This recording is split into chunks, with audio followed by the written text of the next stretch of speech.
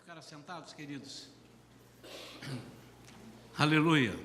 Está ótimo assim. Amém? Amém? Você está pronto para receber a palavra de Deus? Está mesmo? E se ela vier pesada, você diz, manda vir, Senhor. Fala, manda vir, Senhor. Amém, Jesus. Eu queria convidar a igreja a estar alegre nesse momento, porque nós vamos receber a palavra de Deus. Vamos lutar para o inimigo não nos tirar do propósito para o qual estamos aqui, de comer a palavra. Nós estamos aqui com uma oportunidade que poucos ou nem todos têm. Em muitos países não tem essa oportunidade de estarmos reunidos ouvindo a palavra de Deus. Abra sua Bíblia em Atos, capítulo 7, versículo 38. Atos, capítulo 7, versículo 38.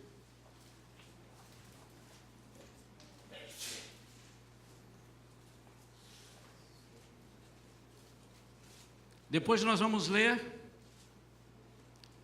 1 Coríntios 4, versículo 15. Então, inicialmente, Atos 7, 38 a 43, eu vou ler. Moisés esteve na congregação no deserto como o anjo que lhe falava no monte Sinai, e com os nossos antepassados, e recebeu palavras vivas a fim de nos serem transmitidas. Todavia, nossos antepassados se recusaram a obedecer a Moisés, antes o rejeitaram, e em seus corações retrocederam ao Egito, clamando a Arão, faze-nos deuses que nos conduzam, pois quanto a este Moisés que nos tirou do Egito, não sabemos o que lhe aconteceu.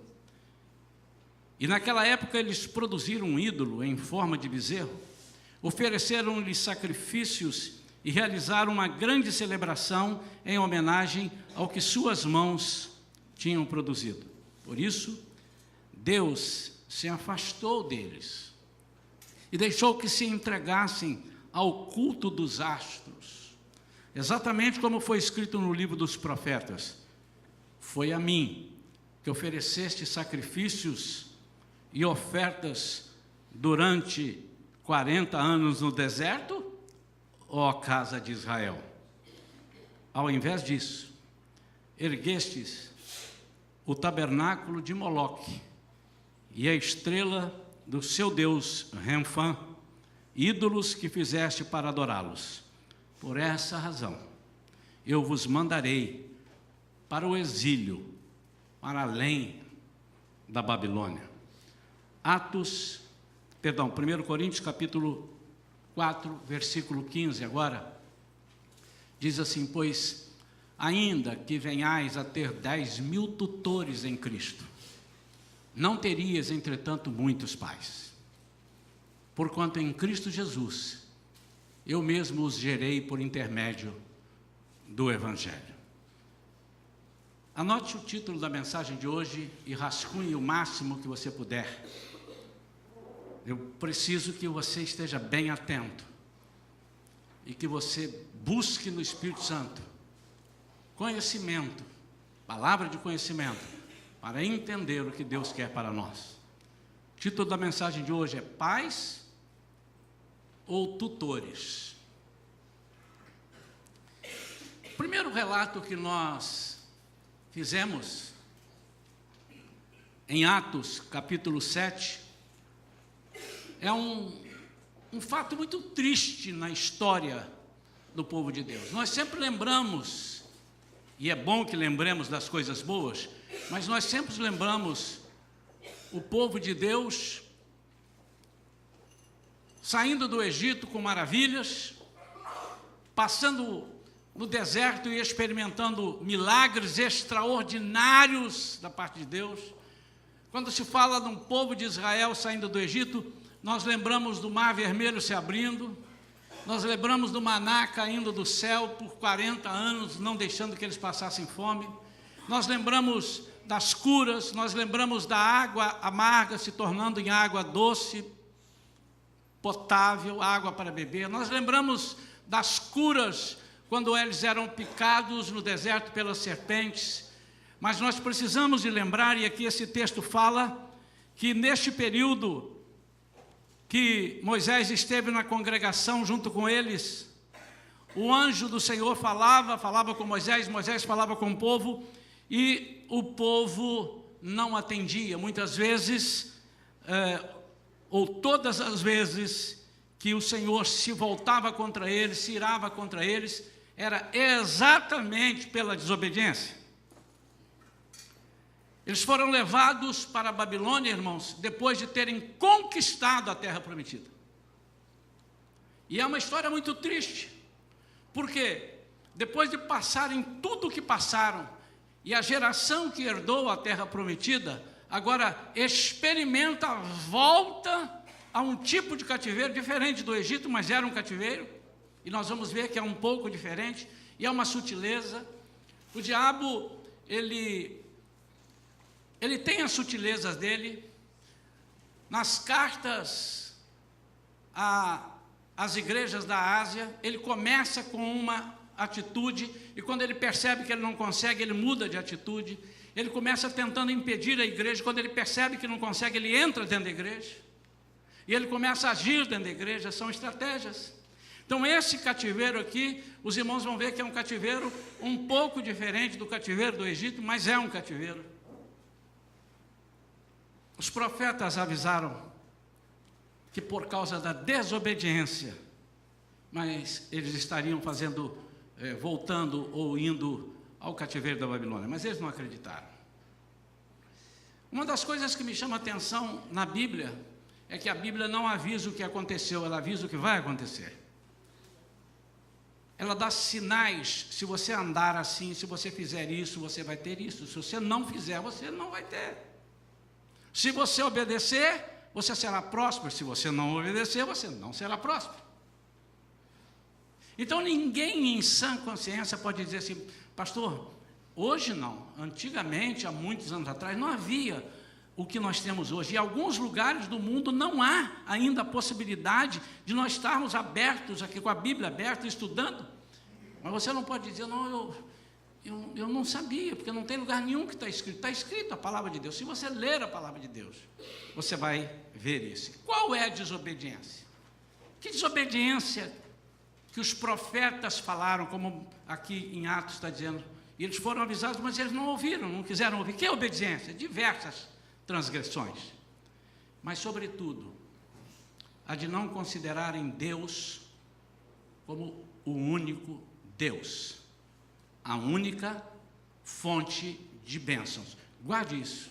Se você puder escrever, o que irritou a Deus e o que irrita muito a Deus é quando nós não o consideramos como a única, e não uma das, mas a única fonte de bênçãos. Por que isto? Porque o relacionamento de Deus conosco é o relacionamento de pai para filho. E Ele quer que nós hajamos como filhos. E como filhos, nós temos algumas características na nossa vida que nós não podemos fugir delas, e nós temos alguns passos a serem seguidos, não umas regras, mas são princípios de pai para filho. Eu queria que você imaginasse um filho, e eu digo um filho dependente do pai, não estou falando do filho que agora já está lá com 50 anos de idade, já constituiu família, mas quando fala aqui, é o filho sob a tutela do pai. Imagine um filho desse tendo que dizer para o pai o que ele merece. Muitas vezes, e em idades de criança ainda, os filhos nem sequer imaginam, mas os pais já providenciam. Então, eu quero que você guarde isso bastante. Deus é pai e gosta que o reconheçamos como pai. Por isso, irmãos, que é errado dizer Deus é pai de todos. Não, senhor. Ele não é pai de muitos crentes. Teoricamente, ele é pai, mas não tem funcionado como pai. Mas por quê? Porque ele falhou? Não, porque o filho falhou em ser filho. E quando eu falho em ser filho, eu não permito que o pai seja pai para comigo. As bênçãos de pai para filho, ela tem um cunho espiritual. Nós não vamos aqui entrar nos detalhes, porque eu estou falando para uma plateia que conhece a palavra de Deus, pelo menos as coisas mais importantes. Mas as heranças, vamos lá ao passado, Abraão para Isaac, Jacó, as heranças que vão sendo passadas são figuras espirituais do que Deus tem para nós. Então, se você desvincular o espiritual do material, você não está o considerando como pai, mas como uma pessoa benevolente que lhe dá alguma coisa. Eu já ganhei muitas coisas. Por exemplo, no meu aniversário eu ganhei um monte de coisa aí. Poderia ter ganho mais. Não da igreja, mas poderia ter, né? Poderia ter ganhado mais. Poderia ter ganhado mais. Não é assim que você pensa? Todas as vezes que você ganha alguma coisa, você não diz, eu poderia ter ganhado mais. Eu não estou reclamando do que eu ganhei. Eu queria que os irmãos entendessem isso. Porque sempre queremos ganhar mais. Mas não é pai. Quem me deu não foi meu pai. Aliás, meu pai nem está aí para me dar alguma coisa. Então, o dar por si só não significa pai. Mas o dar do pai, ele tem um dar com a responsabilidade. Eu sou responsável pela sua vida. Por isso que com o versículo que nós lemos lá no final, e vamos fazer menção a ele no final, e vamos, o versículo que eu li no início também, o segundo texto, nós vamos fazer menção a ele no final, para você entender o que diz, pois ainda que venhais a ter 10.000 tutores em Cristo, não terias, entretanto, muitos pais. Muitas vezes nós temos funcionado como tendo tutores e não pais. Quero que você segure na sua curiosidade, porque ao longo da mensagem, o Senhor, com certeza, assim como falou comigo, há de falar com você. As bênçãos do Pai são bênçãos com cunho espiritual, portanto, qualquer outra fonte de riqueza e prosperidade que não advenha da relação espiritual pai para filho é veementemente condenada por Deus. Veja, pastor, então, quando eu ganho uma bênção de uma pessoa, é condenado por Deus? Não. Quando você troca a paternidade, quando você não entende aquilo como um simples presente, quando você leva a sua confiança e a sua dependência naquilo que não, ou naquele que não é pai, isso é condenado por Deus. O pai passa ao filho a sua herança. Todas as bênçãos, tudo que recebemos são por herança. Nós não temos que fazer nada a não ser sermos filhos. A lei disse que os meus filhos herdarão minha herança. Vivian está aí, já deve estar fazendo conta com as fazendas que eu vou deixar para ela. Comprei várias fazendas para fazer camisa, calça, e vai ficar para elas. Mas a herança, irmãos, é assim. Você não tem como filho de fazer nada. Você não precisa chegar num lugar e dizer assim, eu queria fazer uma petição, eu queria falar que o meu pai me desse herança. A lei diz, a não ser que esse pai desalmado vá lá no cartório, faça um termo e diga, eu estou deserdando fulano, eu não quero que nada vá para ele. Eu não entendo muito bem de leis, mas eu sei que ele tem essa possibilidade de definir a sua herança para alguns lugares. Não é o caso de Deus e não é o caso do exemplo da nossa história. O filho não troca seu pai por nada, ainda que não concorde com as suas ordens, ele não deixa a casa do pai e nem abandona o pai. Quantos aqui, irmãos, talvez não tenhamos tantos, mas quantos aqui foram criados e o pai falando, não faça isso, e ele fica com a raiva danada, não vá nessa festa você não vai, e ele chora, e às vezes ele fala assim, eu detesto esse pai, não gosto de pai, falou bobagem, mas ele não foi embora, ele está lá. No outro dia, quem sabe, alguns na mesma hora, outros no outro dia, outros 2 dias depois, pai, eu te amo. Ele não deixou, de ser filho. Ele não se deixou deserdar, ele não abandonou o pai. Então o filho não troca seu pai por nada. O que é preciso a gente fazer? Nós precisamos começar a entender a relação de pai com filho. Quando nós entendermos pai com filho, nós vamos entender muitas coisas. E aí eu nem quero chegar no nível do pastor com as ovelhas. Porque no dia que nós entendermos que o pastor ou os líderes são pais, e o pastor não é o único pai, todos os líderes e todos que são responsáveis por discipulado são pais, porque isso é herança, isso vai passando. No momento que eu, como qualquer líder de escola bíblica, líder disso ou daquilo, eu não atuo como pai dos meus alunos, e eles não me entendem como pai, a relação é estragada. Nós temos 2 ricos exemplos na Bíblia. O primeiro é sobre o cativeiro da Babilônia.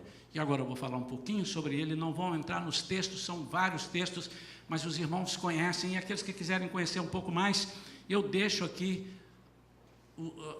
o endereço, para que os irmãos depois pesquisem em casa.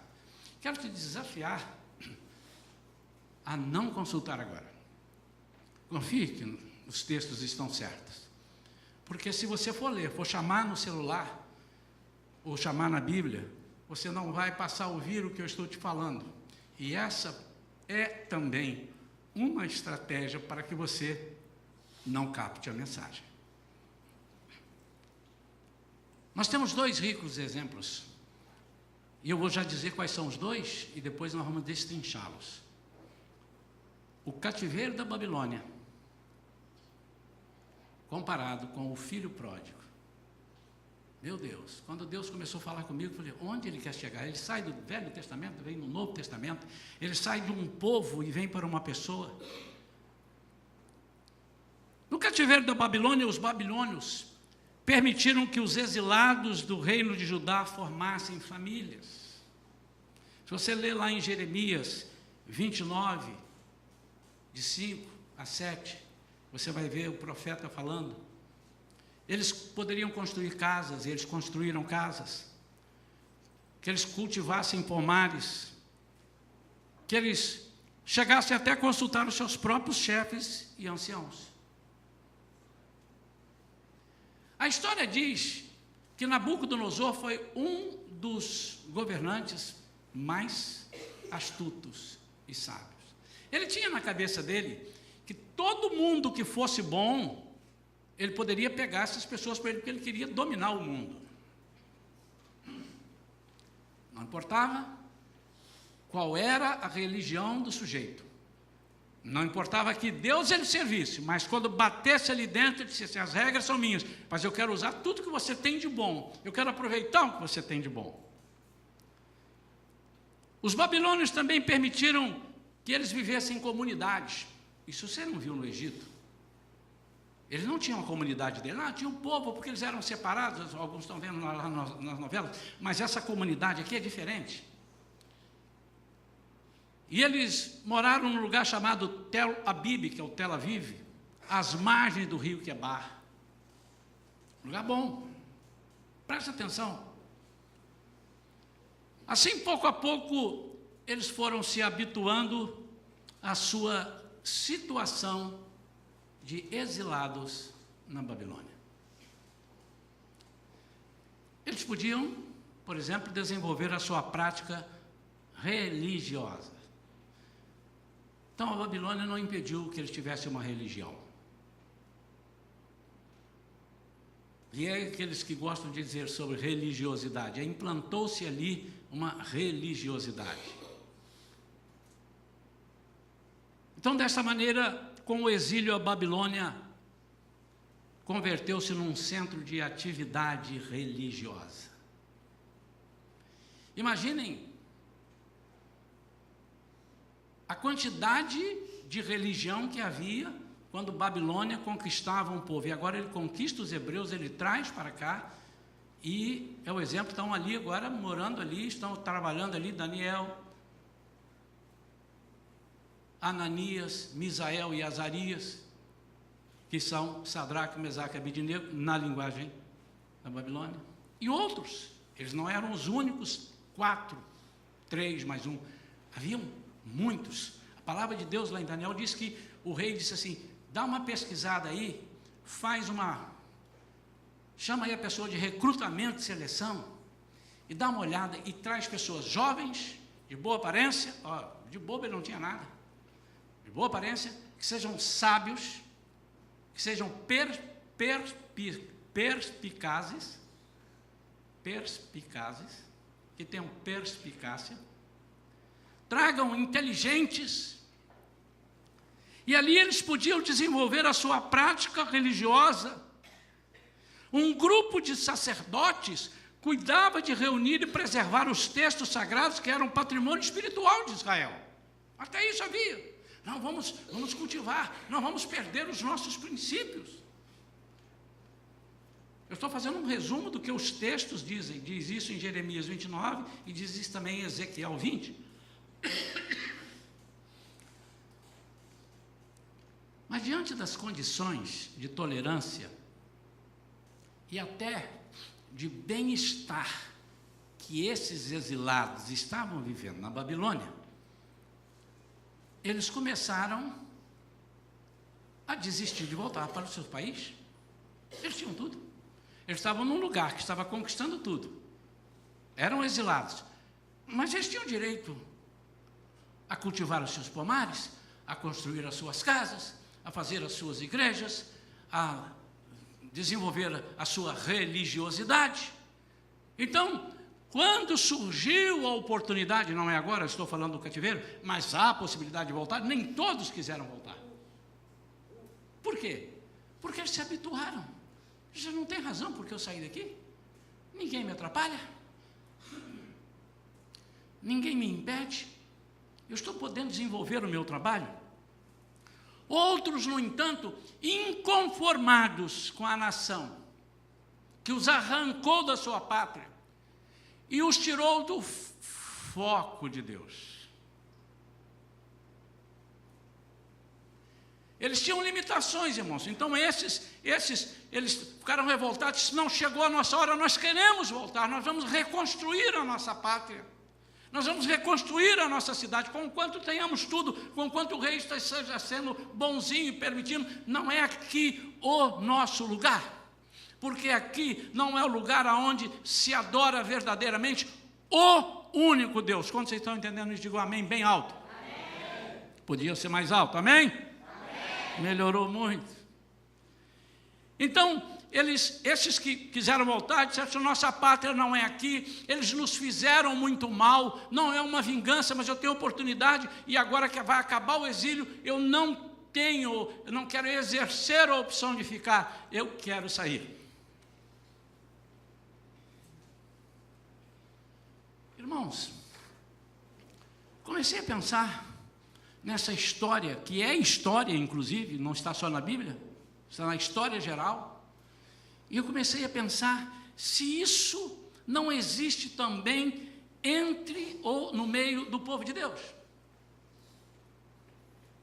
Quando às vezes, por uns quitutes a mais, por algumas aparente liberdade que nos dão, nós nos sujeitamos a estar num lugar ou estar numa situação onde o nosso Deus não é o único Deus. E isso faz uma confusão muito grande na nossa cabeça. Eu não gosto do termo, já falei aqui algumas vezes, nós temos que colocar o Deus em primeiro lugar na nossa vida. Não, irmãos, ele tem que ter o único lugar.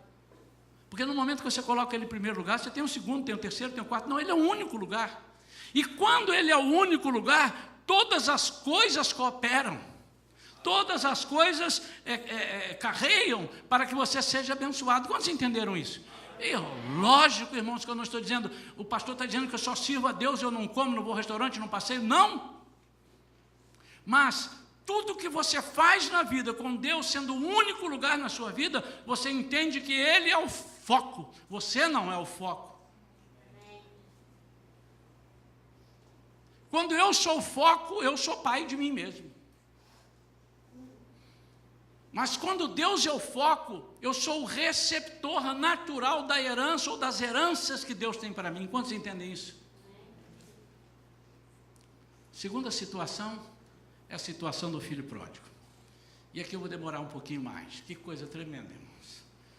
Quantas vezes você já ouviu pregar ou já leu sobre a parábola do filho pródigo?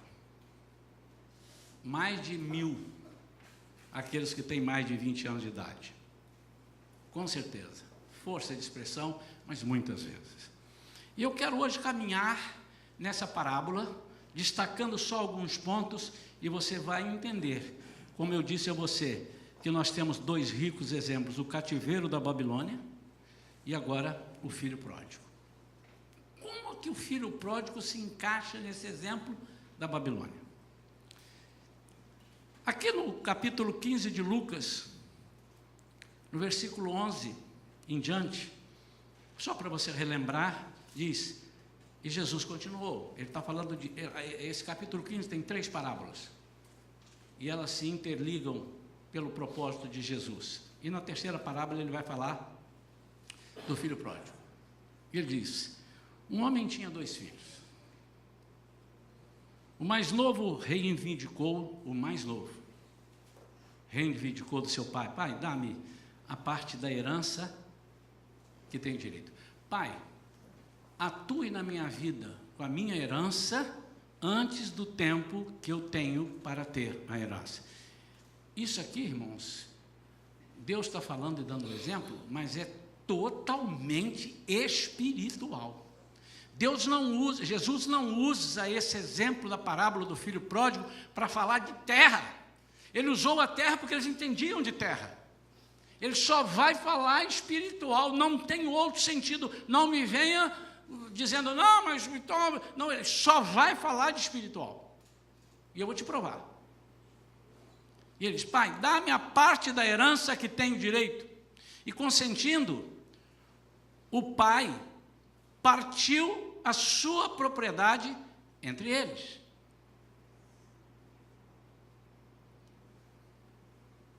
Não se passou muito tempo. E o filho mais novo reuniu tudo o que tinha. Não se passou muito tempo, mas se passou um tempo. E a herança começou a fazer mal a ele. Porque a herança veio fora do tempo da herança. E começou então,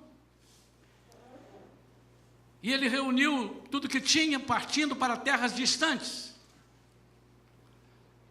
E lá esbanjou todos os seus bens, vivendo de forma irresponsável. Então, a primeira coisa que acontece aqui, irmãos, é que ele deixa a casa do pai.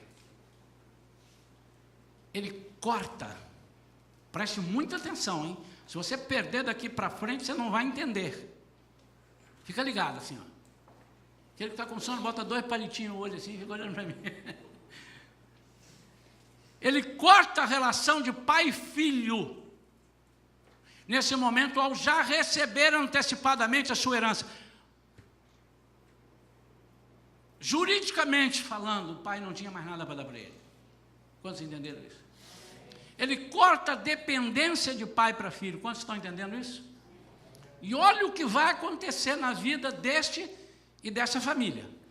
Ele antecipa toda a sua herança de uma vez, fugindo ou contrariando um princípio que os discípulos perguntam a Jesus, Jesus, como é que nós falamos com Deus? Não, onde é que está isso? Como é que nós oramos? Ensina-nos a orar. O que é ensina-nos a orar? Ensina-nos a falar com Deus. E Jesus diz assim, eu vou ensinar. Pai nosso que está no céu, o pão nosso de cada dia dá-nos hoje. Irmãos, a primeira coisa que ele erra aqui é que ele antecipa aquilo que não era para ser antecipado. Mas vai piorar um pouquinho. Ele abre mão da herança espiritual. O que Jesus está falando aqui é de herança espiritual.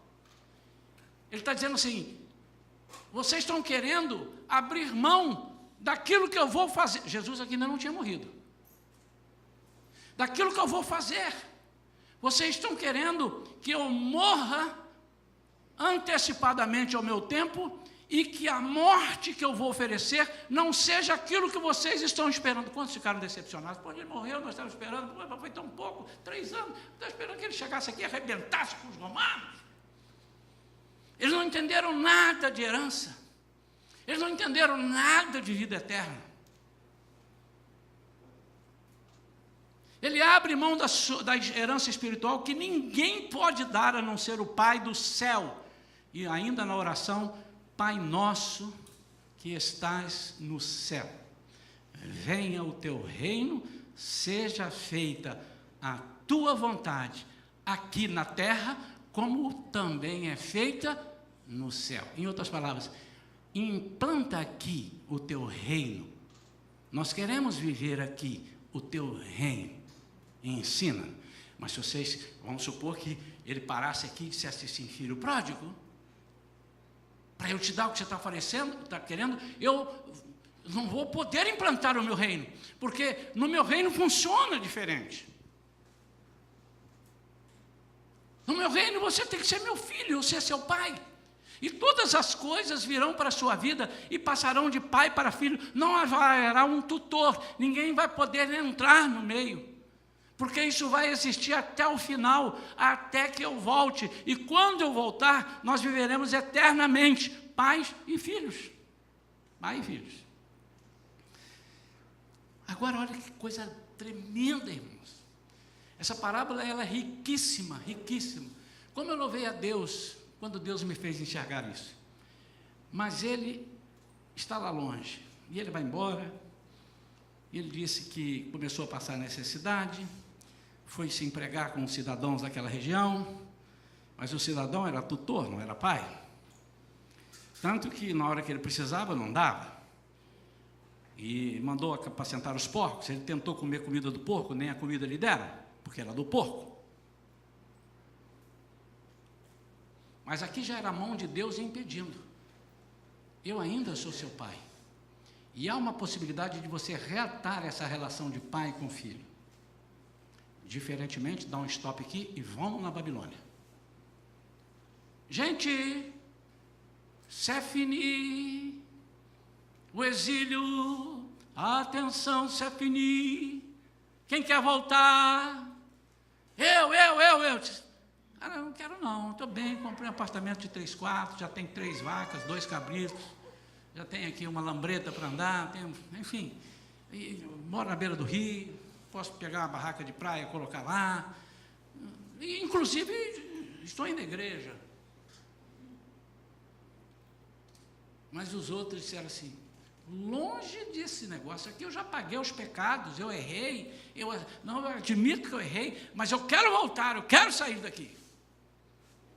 Aqui eu não quero ficar. Se há uma pessoa, irmãos, falando em cativeiro, e não da Babilônia, mas do Egito agora, se há uma pessoa que tinha tudo para ficar lá, porque o nome dele era José. Mas a Bíblia diz que ele pediu, quando eu morrer, leve os meus ossos daqui, porque eu não quero ficar aqui. E quando o povo saiu do Egito, levaram os ossos de José. Porque meu lugar não é aqui. Meu lugar é aqui, mas não lá na Babilônia, é aqui, na presença do Senhor. Foi quando ele então caiu em si. Olha só que lindo, irmão. E falou consigo mesmo.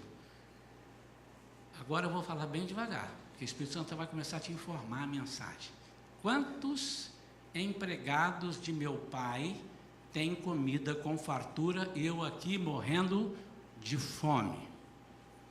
Levantar-me-ei, tomarei o caminho de volta para Lucas 15, 18. Põe para mim, para a gente acompanhar junto.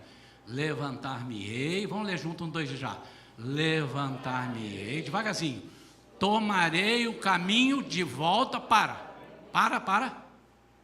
Caminho de volta. Eu vou restabelecer alguma coisa que eu não sei se meu pai vai aceitar. É assim que nós pensamos. Será que Deus volta para quem? Meu pai. Eu quero voltar ao meu pai. Ele, irmãos, o escritor poderia dizer assim: foi quando caiu em si, quantos empregados de meu pai têm comida com fartura e eu aqui morrendo de fome? Levantar-me-ei e irei lá. Mas na frente o pastor ele vai falar: faze como um dos seus empregados.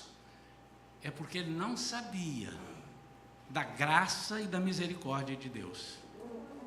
Ele não conhecia. E o que Jesus está pregando aqui é que no tempo da lei foi de um jeito, mas no tempo da graça é de outro. E ele diz: levantar-me-ei e tomarei o caminho de volta para meu Pai. Quando ele diz isso, acende uma luz no céu. E Jesus diz assim: anjos, prestem atenção, porque Jesus está falando da vida espiritual. Vai vir aí, nós vamos ficar agora apostos, porque ele vai voltar. E ele diz: Pai, vamos lá? Pai, pequei contra... Opa, peraí, por que contra o céu? Se quem me deu herança foi meu pai. Primeiro que ele está, estou provando mais uma vez, não precisasse, que essa parábola é espiritual. Por que ele pecou contra o céu? Acabei de dizer, quebrei as regras do reino. Eu quis fazer o meu reino aqui diferente do que é lá. Eu quis ser aqui um tutoriado. Eu quis transformar o Senhor num pai como um tutor. E o tutor não tem responsabilidade na vida de um filho. Mais adiante falamos. Pequei contra o céu e contra ti. Pequei contra o céu e contra ti. Assim, faz a tua vontade, assim como é no céu. Faça aqui na terra, assim como é no céu. Ele está dizendo: eu quebrei essa cadeia espiritual. O versículo 22 diz: entretanto o pai ordenou aos seus servos: trazei depressa a melhor roupa e vestiu com distinção. Ponde-lhe o anel de autoridade. Eu vou te dizer o que é autoridade. E as sandálias de filho. Vamos lá. Sabe o que Jesus está dizendo? Ele volta agora e aceita: eu quero que o Senhor seja meu pai. Então, para você ser meu pai, meu filho, para ser seu pai, você vai ser meu filho. Então, eu vou te dar vestes. Essa veste transforma-se em distinção. A melhor tradução para isso daqui que eu conheço é essa dali: distinção. Ele vai ser distinguido como filho. Mas não é só como filho. Ele volta a estar sob o olhar do pai. Ele não tem mais tutor, ele tem pai. O anel. O anel, o anel representa a autoridade. Autoridade sobre o quê? Autoridade e tradição de família. Aquilo que o diabo quis tirar, para ele não ser mais filho e não ter Deus como pai, Jesus está dizendo assim: a graça que eu estou querendo revelar a vocês vai fazer com que vocês sejam filhos e eu seja pai. Essa é a autoridade de filho. Você não é um bastardo. Você não é um empregado, com quantos empregados tinham muitas coisas e tal. Não, eu tenho mais, infinitamente mais para te dar, mais do que você pensa, mais do que você imagina, porque o filho não sabe o que o pai vai dar. Sandálias, essa eu gostei.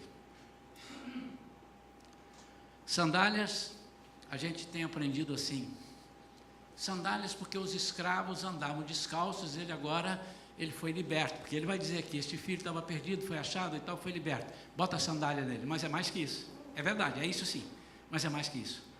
Olha o que ele está falando. As sandálias é para você entender que você voltou a ter herança. Não vai dar uma risada essa bonita não, irmãos? Que lindo, irmãos. As sandálias, ele disse assim, quando você tiver com as sandálias, todos vão olhar e dizer assim, ele é herdeiro destas terras. Alto lá. Mas ele, vai vir um irmão já, tá? Mas ele saiu, ele foi miserável, ele falou assim, isso não interessa, porque a minha graça basta. Ele é herdeiro, e ele, quando ele olhar, ele não vai olhar com olhar de tutoriado. Quem sabe alguém me desse um pedacinho desse, me desse um pedacinho. Não, ele disse, é meu, são minhas, eu sou herdeiro dessas terras. O que Deus quer, e ele diz que nós fomos feitos seus herdeiros, somos sacerdotes, caramba, isso é muito lindo. Agora tem um novilho, esse aqui,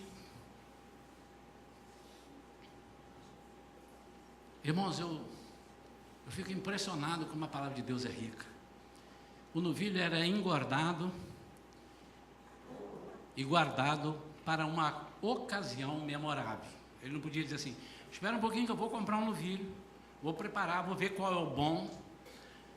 Primeira coisa, o novilho está sempre preparado para uma ocasião memorável. E aquela ocasião era memorável. Por quê? Porque ele restabeleceu a relação de pai para filho, de filho para pai. Agora vamos ver o filho mais velho. Olha o discernimento que nós temos que ter aqui. Versículos 29 em diante. Porém, ele replicou ao pai, perdão, vamos pegar o 28. Mas o filho mais velho encheu-se de ira e negou-se a entrar. Resumindo aqui, ele chega, o que está acontecendo aqui? Uma festa para quem? Para o seu irmão mais novo. O quê? Aquele ingrato. Então, resumindo, é isso. Vamos entrar para a festa. Ele não quis entrar. Eu mesmo já preguei sobre o filho que não quis entrar. Não está errado algumas interpretações que as pessoas dão sobre o filho, que ele foi isso, que ele foi aquilo, mas olha o que Deus me deu e eu quero passar para você. Ele não entendeu quando ele diz assim, há anos eu tenho trabalhado como um escravo para ti, sem nunca ter desobedecido a uma só ordem tua. Vamos lá, Lutinho. Primeiro que o pai não chicoteou ele. Se você for estudar isso aqui, ele não está dizendo assim, o senhor me chicoteou, me fez de escravo? Não. Como escravo é o seguinte, eu sempre obedeci. E o que o senhor mandou, eu fiz. Nunca desobedeci uma única ordem tua. Contudo, tu nunca me ofereceste, nem ao menos um cabrito, para que pudesse festejar com meus amigos. No entanto, chegando em casa esse teu filho, que pôs fora todos os bens como prostitutas, tu ordenaste matar o novilho gordo para ele. Irmãos, o novilho foi matado exatamente porque ele voltou, não porque queria dar uma festa de alegria, mas uma festa de recuperação daquele que estava perdido e foi achado. E por que o filho mais velho nunca teve? Porque ele sempre foi filho. Ele mesmo disse, eu nunca saí daqui. Vamos lá? Então lhe arrazoou o pai, meu filho, tu sempre estás comigo, tudo o que possuo é igualmente seu. Vou traduzir, meu filho, você não se enquadra nesse processo, você não deixou de ser filho. Ele deixou de ser filho, porque ele pediu herança, ele me fez como tutor, mas você nunca me fez como tutor, você não precisa. E ele vai explicar, nós tínhamos que celebrar muito a volta desse teu irmão e regozijarmos-nos, porque ele estava morto. O que é que ele estava morto? Ele estava sem vida eterna. Ele abriu mão da minha herança. Está falando de espiritual ou não, irmãos? ele abriu mão da minha herança, ele estava, agora ele vai para quem? Não, pastor, não está dizendo isso, estava sem esperança. A Bíblia diz que Jesus é a esperança de quê, irmãos? Da nossa salvação. E ele foi salvo. Então, meu querido, esse boi que eu estou matando é um boi do sacrifício por ele ter sido resgatado, e não é um boi de festa. Naturalmente, que porque ele foi resgatado, nós não podemos, matamos um boi. Oh, que tristeza, matamos um boi. É alegria. Por quê? Porque esse filho estava perdido e voltou. A Bíblia diz que quando uma só pessoa se converte ou volta, há uma festa no céu. Simbolizado por isso aqui.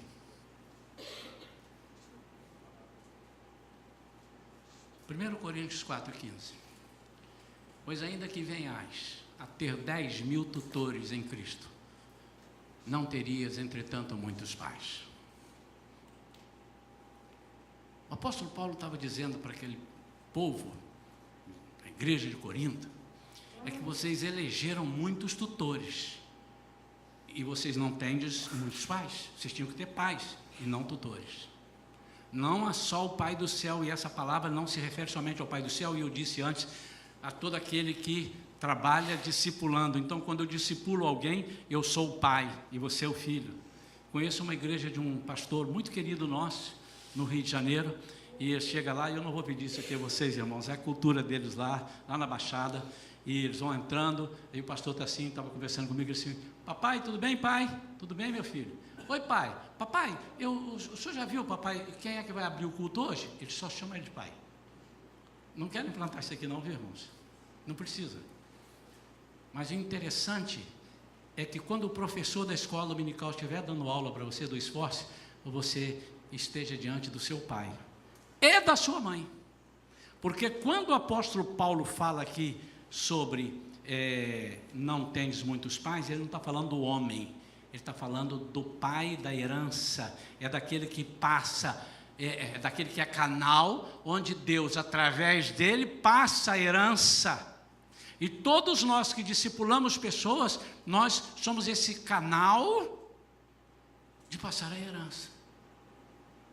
Por isso que Jesus disse assim: quem não me recebe a mim, não recebeu o Pai.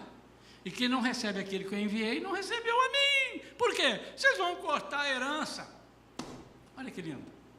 Posso terminar a mensagem aqui, não posso? Vocês têm tempo para mais 45 minutos?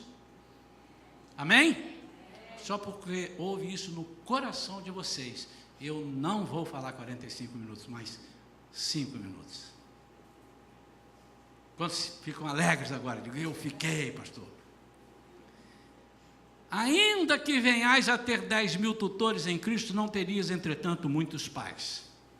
Olha a explicação disso aqui. Paulo usa a expressão grega, paidagogos. Não está errado não, é paidagogos. A expressão grega é paidagogos, que vem ser o nosso pedagogo.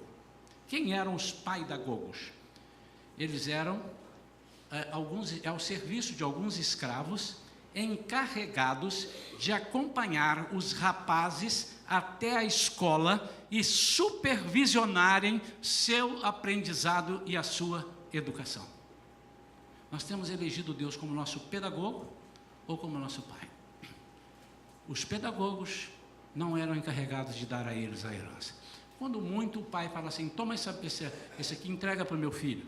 Ele foi só um canal. Mas quando nós temos pais, nós recebemos. Nós estudamos aqui na igreja, através dos cursos que fizemos, e os irmãos estão estudando sobre a recompensa da honra. Ele diz que quando nós honramos o profeta, nós recebemos a bênção do profeta. Então, quando nós honramos a Jesus, nós recebemos a bênção de Jesus. Quando nós honramos a Deus, nós recebemos a bênção de Deus. Finalmente, queridos, a mensagem desta noite nos leva a pensar e tomar uma decisão tremenda. A decisão onde eu vou eleger o meu Deus como meu Pai, e que tudo que Ele fizer na minha vida, com quanto eu tenha o direito de não concordar, e quantas vezes eu não concordo, eu não entendi por que Deus fez isso comigo, por que meu carro bateu, você não concordou. Meu carro foi consagrado no altar, trouxe a chave, o pastor orou com imposição de mãos, e eu bati meu carro. eu fui assaltado, eu perdi o carro, não sei o quê. Não te compete. Você pode até ficar nesse momento assim, mas você vai entender, como Jó deu. Eu não gosto de dizer Deus deu, Deus pode tirar. Eu não gosto disso, porque Deus não tira o que Ele deu. Você perde o que Ele deu, mas Ele não tira, porque Deus não se arrepende. Está errado dizer Deus deu, Deus pode tirar. Não, Deus pode tirar, Ele pode fazer qualquer coisa. Mas nesse aspecto, Deus não tira. Quem tira é você, por sua desobediência. Ele permite para que você aprenda, mas é você quem perde, porque se você não desobedecesse, você não jogaria fora. Aquele moço, filho pródigo, ele jogou fora por desobediência. Por que ele chega assim, irmãos, e diz: pai, eu pequei contra o céu? Por que ele diz isso? Porque ele tinha aprendido que não podia fazer aquilo. Ou será que ele aprendeu lá no mundo? Será que o fazendeiro dos porcos ensinou para ele: ó, você vai para casa, você errou, hein? Você pecou contra o céu? Não, ele sabia. Tanto sabia que ele disse: eu quebrei um fundamento básico das minhas bênçãos, das minhas heranças. Eu pequei contra o céu, eu estou fora do propósito. Quantos entendem isso? Quando nós entendermos isso, queridos, sabe o que vai acontecer conosco? Nós seremos filhos. E aqui não são filhos de 35 anos, embora possa ser, mas são filhos chamados garotos, meninos. Conquanto o Perilinho tenha 14 anos de idade, um rapaz sabe falar bem, pode chegar ali dele, vai para o pátio e pergunta: você está preocupado amanhã? O que é que vai ter para o almoço ou para a janta? Ele disse: nem sei nem que papai fez compra. É capaz dele ter falado com o pai, porque ele é avançado, né? Mas ele, é muito difícil de um filho: pai, o senhor já estocou, o senhor já foi lá no supermarket, fez as comprinhas?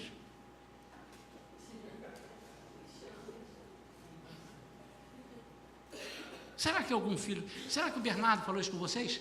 Pai, mãe, corre lá no supermarket, olha, está faltando batata, está faltando arroz. Não esquece do arroz. Te garanto que eles saíram, voltaram, o Bernardo estava lá colando figurinha, fazendo bafo-bafo, e eles voltaram com as sacolas, ele olhou e imaginou: deve ser o de sempre. Você está entendendo, irmão? E ainda usando o exemplo do meu neto, ele fez lá umas peripécias e tomou um castigo. De manhã, não pode descer para o play, ficou em casa: deixa eu descer. Não, você está castigado, porque você desobedeceu. Naquele momento, ele deixa de ser filho. É isso, irmão? Não. Quando voltou, passado alguns minutos, se eu bem o conheço, ele abraça o pai e a mãe e disse: pai, vocês têm razão, está certo, vocês fizeram isso mesmo, está certo fazer isso comigo.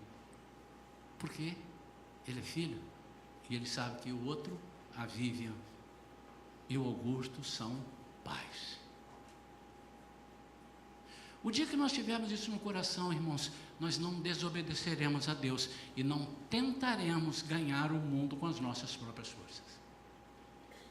O dia que nós entendemos, e eu jurei a Deus não tocar nesse assunto e não vou tocar, mas o dia que nós entendermos que podem nos obstacular, mas nós saltaremos obstáculos, e não só como cantaremos, como cantamos muitas vezes nos corinhos, que se Deus vai fazer um rio, passa por cima da cerca, e eu destruo o exército, eu vou... Isso é só no papo. O dia que nós entendermos isso, nós vamos entender que o nosso Pai está no controle. Por conta disso, meu amado, antes de você se preocupar se amanhã tem gasolina, se amanhã tem mercado, preocupe-se se amanhã você vai viver. Porque quem disse é Jesus. Você está preocupado com o que vai comer, com o que vai vestir, e não está preocupado com a vida. A vida é muito mais que o alimento e que as vestimentas. Porque se você não tiver corpo, você não come e não veste. Você está apostando no alvo errado. Mas mais que isso, irmãos, mais que isso, a diferença dos exilados da Babilônia, que ficaram lá, não os que saíram, os que ficaram lá, é que eles se acomodaram com aquilo que parecia, mas não era. Chama-se bênção para os mais antigos, bênção denorex. Parece que é, mas não é. Há pessoas que estão sendo prósperos no seu trabalho, estão dizendo, vou dar um culto de ação de graça, está dando para o diabo, porque não é Deus que está dando aquilo. Cuidado. Há pessoas que estão dizendo, puxa vida, eu fiz isso, eu fiz aquilo, fiz aquele errado, fiz aquele pecadinho, mas olha, o meu patrão me promoveu essa semana. Ou Deus não viu, fala baixo para ele não ouvir e não me tirar, ou então não é muito isso que as pessoas estão falando, não.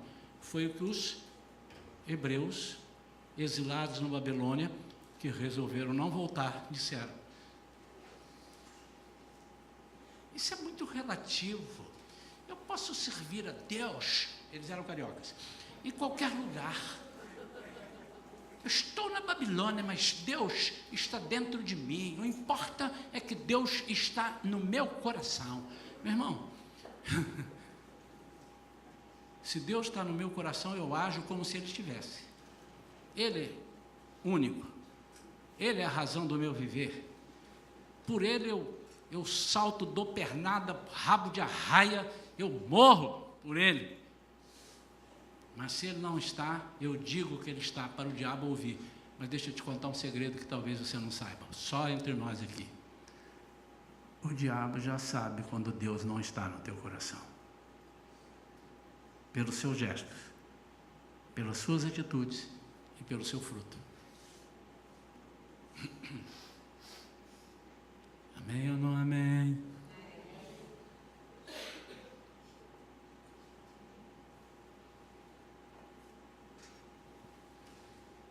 Quem quer Deus como Pai? Porque se você não quer, para de orar. Pai nosso, tutor nosso que está no céu. Muda isso, irmão. Pai nosso que está no céu. Comece orando e continua falando assim para Ele. Me ensina, Pai, a depender de Ti e não dos outros, não do Mamon, que é outro Deus. E o Senhor disse uma vez, estou fazendo um parênteses dentro da oração do Pai Nosso, e o Senhor disse uma vez que ninguém pode agradar aos dois senhores, servir a dois senhores, a Deus e a Mamon. Porque o Mamon é comprado, Deus é herança. Para isso, Pai, me ajuda a depender de Ti e me dá o pão da segunda-feira. E o da terça? Nem sei se eu vou viver terça, guarda aí que ele pode ficar velho. Não, que isso, o pão que Deus dá não fica velho. Foi Ele que disse, se catar para amanhã e para depois da manhã, eu vou fazer apodrecer. Amém? Pai nosso que estás no céu, que o Seu nome seja santificado. Eu não posso ir aí agora. Então traz o Teu reino aqui. Faça que aqui as coisas sejam cumpridas e pareçam-se como é no céu. Nós já falamos, a Vívia falou recentemente aqui, não é? Como é que é no céu? Primeiro, como é que é na terra? Se você matar, você é assassino. Como é que é no céu? Se você pensar em matar, você é assassino. Mas eu não matei, eu nem tenho um revólver, mas já pensou. Como é que é na terra? Se você transar com uma mulher ou com um homem que não é sua, ou que não está casado, você é um adúltero. Como é que é no céu? Se você pensar, você já é adúltero. Caramba, o negócio está difícil, está ficando estreito, pastor. Dá para o senhor encerrar essa pregação? Eu vou encerrar. Dependência, o pão nosso de cada dia. Me dá o de hoje. Traz o Teu reino. Estabeleça aqui. E deixa eu viver como filho. O que é viver como filho? Vai ter hora que eu vou espernear, não porque o Senhor errou, mas porque eu não te entendi. E aí Ele nos deixa a igreja para nos beneficiar e nos dar complementos. E a igreja Shalom hoje está no seu 14º dia de jejum, para que você entenda como é que é o reino e aprenda a ler o céu. Entenda a relação pai e filho, filho e pai. Quero abençoar a sua vida. Se você entendeu essa mensagem você vai aceitá-la. Se você não entendeu, eu vou orar para que Deus faça você entender antes que seja tarde.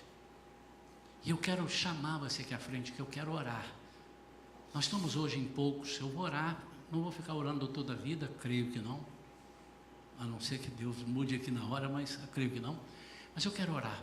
Pastor, eu vou para quê? Não sei. Eu não sei. Você vai vir aqui pelo que você quer vir. Que se eu não creio que o Espírito Santo te falou, não adianta eu te falar nada, porque você não vai vir. Então, pastor, mas dá um sinal, você venha. Pastor, eu vou por uma razão totalmente diferente de tudo que o senhor falou. Venha. De alguma forma Deus te falou. Não, todas essas coisas eu não sei, mas eu tenho uma coisinha aqui que não está dentro do contexto, está fora de ordem. Venha. Então, em nome de Jesus, eu queria que você agora, que nós todos ficássemos de pé. E se você quiser, você vem aqui ao altar, eu vou orar, consagrando a tua vida ao Senhor, no sentido que você está propondo.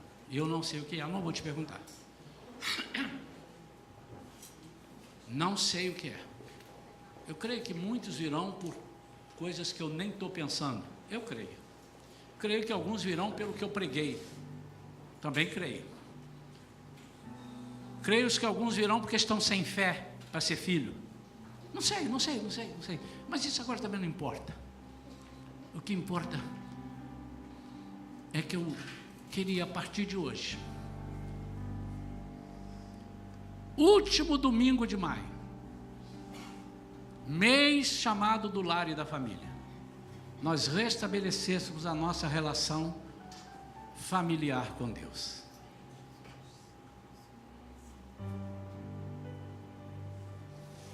Eu queria que você estivesse aqui na frente e não cantasse com a Vivian. Não cantar. Pode cantar até mentalmente, mas não cante. Mas que você faça um propósito, meu amado, com Deus. Faça a prova dele. Mas a primeira coisa que você precisa dizer para ele é o seguinte: eu quero ser filho, filha. Eu pertenço a ti. Só isso que eu quero que você faça. E eu já vou orar por você.